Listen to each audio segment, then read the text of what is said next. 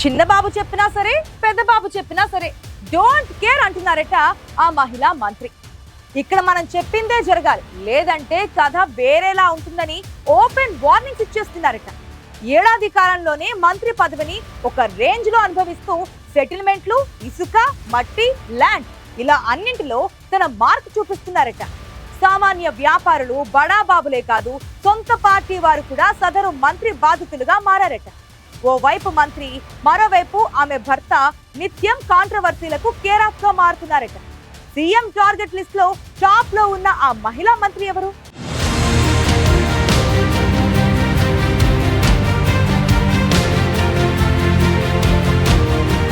పదవి వచ్చే వరకు ఒక యాంగిల్ మాత్రమే చూశారు. పదవి వచ్చాక 360 డిగ్రీస్లో అన్ని యాంగిల్స్ చూపించేవారు చాలా మంది ఉంటారు. పదవి వచ్చిందే ఆలస్యం, కొందరు తమ అసలు స్వరూపాన్ని చూపించేస్తూ ఉంటారు. అలాంటి కోవకు చెందిన వారే ఏపీకి చెందిన ఓ మహిళా మంత్రి అన్న అభిప్రాయం అంతటా వినిపిస్తోంది. ఏపీలో కీలక శాఖ బాధ్యతలు చూస్తున్న ఆమె తీరుపై ఏడాది కాలంగా వ్యక్తమవుతోన్న విమర్శలు అన్నీ ఇన్ని కావు. ప్రతి నిత్యం ఎక్కడో ఒక చోట ఆమె వినిపిస్తూనే ఉంది. వాస్తవంగా ఆమె రాజకీయాల్లో ఎన్నో ఒడిదుడుకులు ఎదుర్కొని పైకొచ్చారు. ఎన్నికల ముందు పార్టీ కోసం ఆమె పడ్డ కష్టం చూసి ప్రతి ఒక్కరూ ఆశ్చర్యపోయారు. పురుషులు కూడా ఈ స్థాయిలో ఎక్కడా పోరాటాలు చేయలేదు. అందుకే ఒక సీనియర్ నాయకుడిని కాదని మరి ఆమెకి టికెట్ ఇచ్చారు. అన్నీ కలిసి రావడంతో భారీ మెజారిటీతో గెలిచారు. క్యాస్ట్ కోటాలో ఎవరూ ఊహించని విధంగా మంత్రి కూడా అయ్యారు. చిన్నబాబు, లోకేష్ అండదండలు పుష్కలంగా ఉండడంతో జిల్లాలో సీనియర్లున్న వారందరినీ పక్కన పెట్టి ఆమెకు కీలకమైన శాఖలు అప్పగించారు.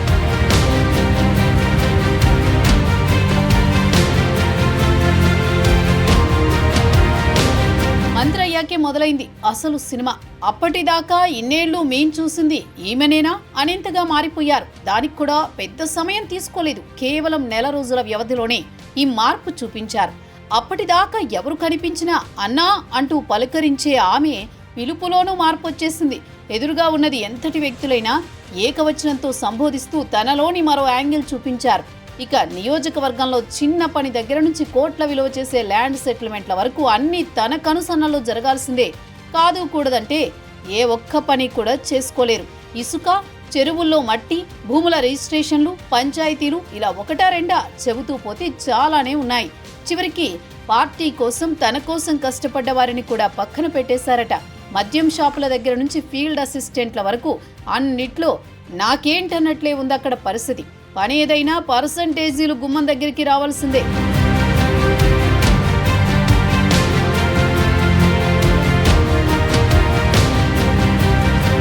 మహిళా మంత్రి నియోజకవర్గం పారిశ్రామికంగా అభివృద్ధి చెందుతున్న ప్రాంతం కావడంతో భూముల ధరలు కూడా బాగానే పలుకుతూ ఉంటాయి.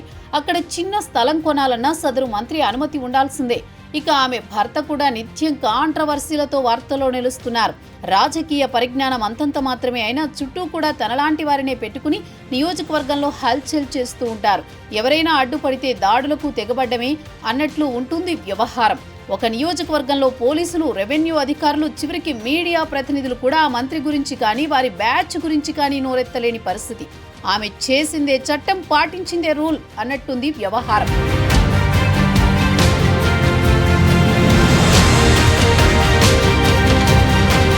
మొదట్లో ఆ మహిళా మంత్రితో జిల్లాలోని మిగిలిన ఎమ్మెల్యేలు కాస్త సఖ్యతగానే కనిపించారు.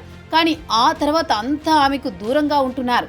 ఆమెకి మంత్రి పదవి కొత్త కావచ్చేమో కానీ తాము ఇలాంటి వారిని ఎంతో మందిని చూశామని, అతిగా ప్రవర్తిస్తే తామెందుకు మద్దతిస్తామంటూ సహచరులు చెప్పుకునేదాకా వెళ్ళింది. అందుకే జిల్లాలో నేతలంతా ఆమెకు దూరంగా ఉంటూ వస్తున్నారు.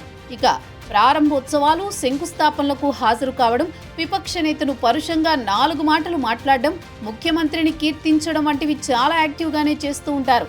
వీటిని సోషల్ మీడియాలో తిప్పుతూ తమేదో బాగా పనిచేస్తున్నట్లు ప్రచారం చేసుకుంటూ ఉంటారు. ఇంతా చేసి ఏడాది గడిచినా సొంత శాఖపై పట్టు సాధించలేకపోయారు. మహిళా మంత్రి చర్యలు ఇటీవల మరింత హద్దు మీరినట్టు సొంత పార్టీ శ్రేణులే చెవులు కొరుక్కుంటున్నాయి. దీంతో మ్యాటర్ చంద్రబాబు వరకు వెళ్లిందని చెప్పుకుంటున్నారు. ఇటీవల డీసీ ల్యాండ్స్ విషయంలో జిల్లా కలెక్టర్తో పాటు స్థానికంగా ఉన్న తహసీల్దార్పై తీవ్రంగా ఒత్తిడి చేసినట్టు సమాచారం. వారు ఒప్పుకోకపోవడంతో బాగా వాగ్వాదం జరిగిందని, కలెక్టర్పై మహిళా మంత్రి కన్నెర్ర చేశారనే ప్రచారం జరుగుతోంది. అలాగే నియోజకవర్గంలో ఉన్న ఒక భారీ పరిశ్రమ వ్యవహారాల్లో ఆమె తరచూ జోక్యం చేసుకుంటుండటంతో ముఖ్యమంత్రికి ఫిర్యాదు వెళ్లినట్టు తెలుస్తోంది.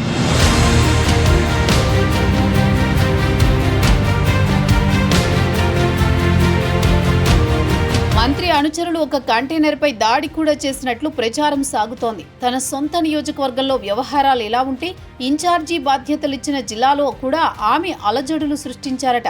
అక్కడి నేతల మధ్య విభేదాలు విషయంలో వన్ సైడ్ గా వ్యవహరిస్తూ గొడవలు మరింత పెద్దవయ్యేందుకు కారణమయ్యారట. అలాగే ఆ జిల్లాలో జరిగే కొన్ని ఆర్థిక పరమైన అంశాల్లో కూడా తలదూర్చారని చెప్పుకుంటున్నారు. అందుకే ఆ జిల్లా నేతలంతా ముఖ్యమంత్రికి ఫిర్యాదు చేసినట్టు చెబుతున్నారు. ఇలా ఒకటి కాదు రెండు కాదు, ఏడాది కాలంలో ఆ మహిళా మంత్రిపై ఫిర్యాదులు అన్నీ కావు. చివరికి మీడియా ప్రతినిధులపై కూడా దాడులు చేస్తూ భయపెట్టే పరిస్థితి వచ్చిందంటే పరిస్థితి ఎంత దూరం వెళ్ళిందో అర్థం చేసుకోవచ్చు. ఈ క్రమంలో ఆమెను మంత్రి పదవి నుంచి తప్పిస్తున్నట్లు ప్రచారం జరుగుతోంది. కానీ బలమైన సామాజిక వర్గానికి చెందిన నాయకురాలు కావడం, యువనేత అండదండలు ఉండడంతో ఇప్పటికిప్పుడు మంత్రి పదవికి వచ్చిన ప్రమాదమేమీ లేదనే వాదన కూడా ఉంది.